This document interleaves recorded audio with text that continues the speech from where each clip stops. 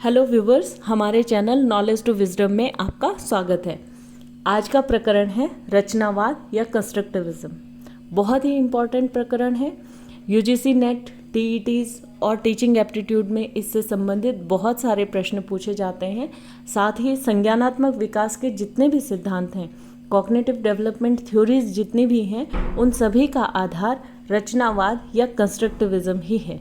इसलिए इन थ्योरीज के general understanding के लिए हमें रचनावाद या कंस्ट्रक्टिविज्म को समझना जरूरी है। तो आइए इस पर चर्चा शुरू करते हैं। सबसे पहले जान लेते हैं रचनावाद की प्रासंगिकता या सिग्निफिकेंस ऑफ कंस्ट्रक्टिविज्म। रचनावाद या कंस्ट्रक्टिविज्म शब्द तब सबसे ज़्यादा चर्चा में आया जब एनसीएफ 2005 में विद्यार्थियों के बस्ते के बोझ को कम करने, विद्यार्थी केंद्रित शिक्षा को बढ़ावा देने के लिए और परीक्षा केंद्रित शिक्षा व्यवस्था के तनाव से विद्यार्थियों को मुक्त करके उन्हें स्वतंत्र अधिगमकर्ता के रूप में विकसित करने के लिए रचनात्मक उपागम या कंस्ट्रक्टिव अप्रोच को अपनाने की सिफारिश की गई और इसी सिफारिश को नई राष्ट्रीय शिक्षा नीति 2020 में स्वीकार कर लिया गया और शिक्षा प्रणाली में जितने भी बदलाव किए गए, जितने भी नई शिक्षण अधिगम उपागमों को इंट्रोड्यूस किया गया और जितनी भी नई गतिविधियां या एक्टिविटीज़ को पाठ्यक्रम में शामिल किया गया है, उन सभी पर कहीं न कहीं रचनावाद या कंस्ट्रक्टिविज्म का प्रभाव है। तो जान लेते हैं कि रचनात्मक उपागम का प्रत्यय क्या है या कॉन्सेप्ट ऑफ कंस्ट्रक्टिविज्म क्या है। तो रचनावाद एक अवधारणा है जो अवलोकन और वैज्ञानिक अध्ययन पर आधारित होती है और यह बताती है कि एक व्यक्ति कैसे सीखता है, यानी कि हाउ अ पर्सन लर्न्स। इसका अर्थ हुआ कि रचनावाद अधिगम प्रक्रिया के सभी पक्षों की विवरणात्मक व्याख्या, डिटेल्ड एक्सप्लेनेशन प्रस्तुत करता है। साथ ही यह अधिगम या लर्निंग की प्रक्रिया के विभिन्न पदों को भी समझाता है। रचनावाद के अनुसार जो अधिगम की प्रक्रिया है वो मुख्य रूप से 4 पदों में संपन्न होती है। सबसे पहले अधिगमकर्ता गतिविधियों के द्वारा नए ज्ञान को सीखते हैं, यानी कि ग्रहण करते हैं। जो नया प्रकरण है उसे गतिविधि एक्टिविटीज़ के थ्रू ग्रहण करते हैं। दूसरा, उस पर चर्चा करते हैं। जब गतिविधि और चर्चा के माध्यम से व्यक्ति के मस्तिष्क में या लर्नर के मस्तिष्क में उस नए ज्ञान के प्रति एक कॉन्सेप्ट या अवधारणा विकसित हो जाती है और जब वो अवधारणा विकसित हो जाती है तो व्यक्ति के व्यवहार और अनुभव, बिहेवियर और एक्सपीरियंस में झलकने लगती है, रिफ्लेक्ट होने लगती है।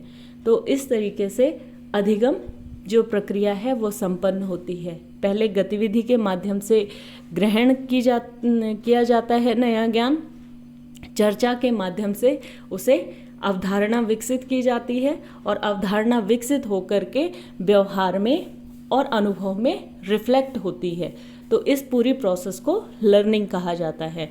तो हम कह सकते हैं कि रचनावाद किताबी ज्ञान को रटने मात्र को ही लर्निंग या अधिगम नहीं मानता है, बल्कि किताबी ज्ञान के व्यवहार में रिफ्लेक्ट होने की प्रक्रिया को अधिगम या लर्निंग मानता है। सारांश में हम कह सकते हैं कि रचनावाद मीनिंगफुल लर्निंग यानी कि अर्थपूर्ण अधिगम के प्रत्यय को स्वीकार करता है।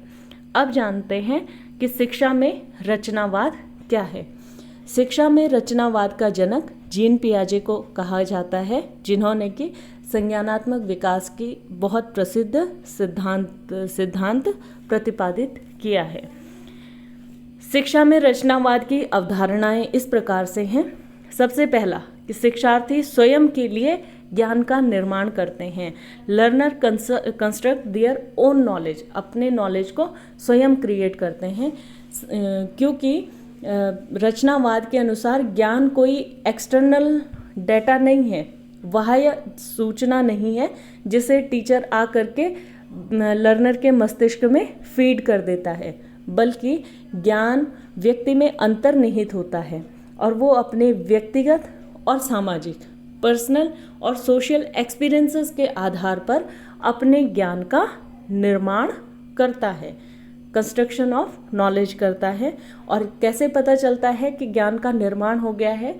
जब जो लर्नर है या व्यक्ति है वो अपने अनुभवों के आधार पर किसी नई इन्फॉर्मेशन के अर्थ का, मीनिंग का निर्माण अपने मस्तिष्क में कर लेता है तो उसे ही लर्निंग कहा जाता है।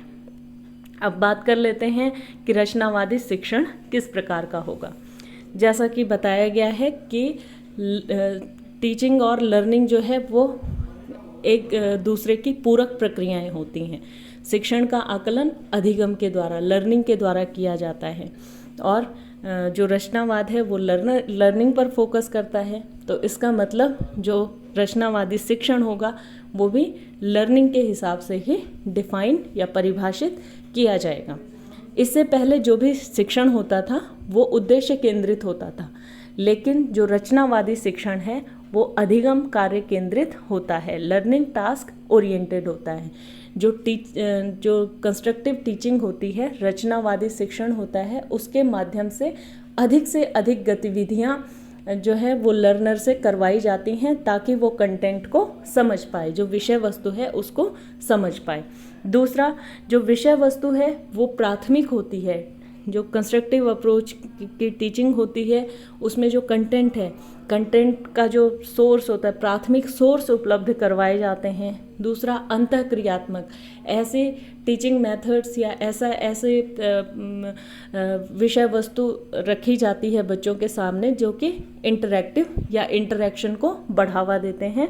और परिवर्तनीय, मैनिपुलेटिव जो सामग्री है, टीचिंग लर्निंग मटेरियल है, वो बच्चे के सामने उपलब्ध करवाया जाता है ताकि बच्चा स्वयं से एक्टिविटी के माध्यम से सीख पाए। और तीसरा बहुत महत्वपूर्ण है कि अनुक्रिया के लिए पर्याप्त समय की उपलब्धता। जो भी विषय वस्तु बच्चे के सामने प्रस्तुत की जा रही है या जो भी गतिविधि बच्चे को करवाई जा रही है, वहाँ पर बच्चे के विचारों को या उसके अनुक्रिया को पूरा समय दिया जाता है ताकि वो अपने विचारों को अभिव्यक्त कर सके, अपने जो प्रश्न हैं उन्हें पूछ सके, ताकि वो अपने लर्निंग को पूर्ण कर सके, अधिगम को पूर्ण कर सके। अब बात कर लेते हैं कि रचनावादी कक्षा कैसी होगी। कक्षा में शिक्षक, विषय वस्तु और छात्र, 3 चीज़ें होती हैं। शिक्षक क्या होगा? सुगमकर्ता के रूप में होता है, टीचर एज अ फैसिलिटेटर, जो कि लर्निंग की सिचुएशंस को क्रिएट करता है, अधिगम परिस्थितियों को निर्मित करता है। वो विषय वस्तु से संबंधित, जो विषय वस्तु से पढ़ानी है, टीचर को पढ़ानी है, वो उसके लिए लर्निंग की परिस्थितियाँ, अधिगम की परिस्थितियाँ निर्मित करता है कि किस तरीके से बच्चा एक्टिव हो जाए। दूसरा, स्टूडेंट कैसा होगा? वो सक्रिय अधिगम करता होता है, एक्टिव लर्नर होता है, पैसिव लिसनर नहीं होता है कि टीचर केवल लेक्चर दिए जा रहे हैं और बच्चे केवल सुन रहे हैं, ऐसा नहीं होता है। विद्यार्थी जो है वो एक्टिव लर्नर होता है और विभिन्न गतिविधियों में भाग लेता है और अपने ज्ञान का निर्माण स्वयं से करता है। तीसरा, जो शिक्षक और छात्र हैं उनका कक्षा में समान अधिकार और उत्तरदायित्व होते हैं, क्योंकि इंटरैक्टिव क्लासरूम होता है। विद्यार्थी भी अपने विचार जो हैं वो कक्षा में प्रस्तुत करते हैं। शिक्षक जो नॉलेज है, नया प्रकरण है, उससे संबंधित विषय वस्तु को कक्षा में प्रस्तुत करते हैं। तो एक इंटरैक्टिव टीचिंग लर्निंग प्रोसेस होती है। इसलिए कक्षा में जो है शिक्षक और छात्र का समान अथॉरिटी और रिस्पॉन्सिबिलिटी होती है। अधिगम जो होता है, लर्निंग जो होती है कंस्ट्रक्टिव क्लासरूम में, वो छोटे समूह में होती है। छोटे छोटे ग्रुप्स बना दिए जाते हैं एक्टिविटीज़ के लिए, और फिर गतिविधियाँ उसमें छोटे छोटे ग्रुप्स बनाए जाते हैं और एक्टिविटीज़ के थ्रू लर्निंग करवाई जाती है। और शिक्षक और छात्र दोनों ज्ञान को साझा करते हैं, शेयर करते हैं। इस तरीके से जो रचनावादी कक्षा होती है उसमें शिक्षक सुगम करता, जो छात्र है वो सक्रिय अधिगम करता, और कक्षा जो है वो इंटरैक्टिव, हाईली इंटरैक्टिव होती है। बहुत अधिक सक्रिय अंतःक्रिया उसमें संपन्न होती है। अब जान लेते हैं कि अधिगम किस प्रकार से होता है। अधिगम, जैसा कि पहले प्रत्यय में बताया था, कि किसी सूचना या नए ज्ञान के अर्थ को मस्तिष्क द्वारा ग्रहण कर लिया जाना ही सीखना है, लर्निंग है। तो क्या होता है कि मस्तिष्क में जब कोई नया प्रकरण छात्र के सामने प्रस्तुत किया जाता है तो वो जो ज्ञान है वो मस्तिष्क में संग्रहित हो जाता है, लेकिन वास्तविक रूप जो उस ज्ञान का है वैसा ही मस्तिष्क में स्टोर नहीं होता है। इसे आप इस तरीके से भी समझ सकते हैं कि माना आप किताब से कोई चीज़ पढ़ रहे होते हैं या याद कर रहे होते हैं, तो आपको ठीक वैसा ही जैसा किताब में लिखा गया है ठीक वैसा ही याद नहीं होता, बल्कि मस्तिष्क में वो आपके अपने हिसाब से, आप जिस तरीके से उसकी व्याख्या करते हैं उस तरीके से वो स्टोर्ड होता है, संग्रहित हो जाता है। तो ये क्या होता है, जो वास्तविक मतलब जो सूचना का वास्तविक रूप है उसमें और जो आपके मस्तिष्क में संग्रहित हुआ है, स्टोर्ड हुआ है, उन दोनों रूपों में क्या होता है, अंतर होता है। इसका रीज़न क्या ये होता है क्योंकि प्रत्येक व्यक्ति अपने अपने हिसाब से ज्ञान की व्याख्या, जो नई इन्फॉर्मेशन है उसकी व्याख्या करता है, और इस व्याख्या करने से व्यक्ति के मस्तिष्क में एक अंडरस्टैंडिंग डेवलप होती है उस नए ज्ञान के प्रति, और नए ज्ञान का सृजन यानी कि कंस्ट्रक्शन ऑफ नॉलेज हो जाता है। तो इस तरीके से व्यक्ति किसी भी नई इन्फॉर्मेशन की लर्निंग या अधिगम कर लेता है। अब बात कर लेते हैं कि रचनावादी अधिगम के प्रकार कितने हैं। सबसे पहला प्रतिलोम शिक्षण या अधिगम, रेसिप्रोकल टीचिंग और लर्निंग। इसमें 2 स्टूडेंट होते हैं और वो प्रतिलोम शिक्षण और अधिगम करते हैं, मतलब दोनों एक दूसरे को पढ़ाते हैं, एक दूसरे से सीखते भी हैं और एक दूसरे को सिखाते भी हैं, इसीलिए इसे रेसिप्रोकल टीचिंग या लर्निंग कहा जाता है। परीक्षा आधारित अधिगम यानी कि इंक्वायरी बेस्ड लर्निंग, जो भी बच्चे के प्रश्न होते हैं, लर्नर के प्रश्न होते हैं, उन प्रश्नों के उत्तर प्राप्त करके वो अधिगम करता है, सीखता है। तो ये भी रचनावादी अधिगम का एक प्रकार है। तीसरा समस्या केंद्रित अधिगम, प्रॉब्लम सेंटर्ड लर्निंग।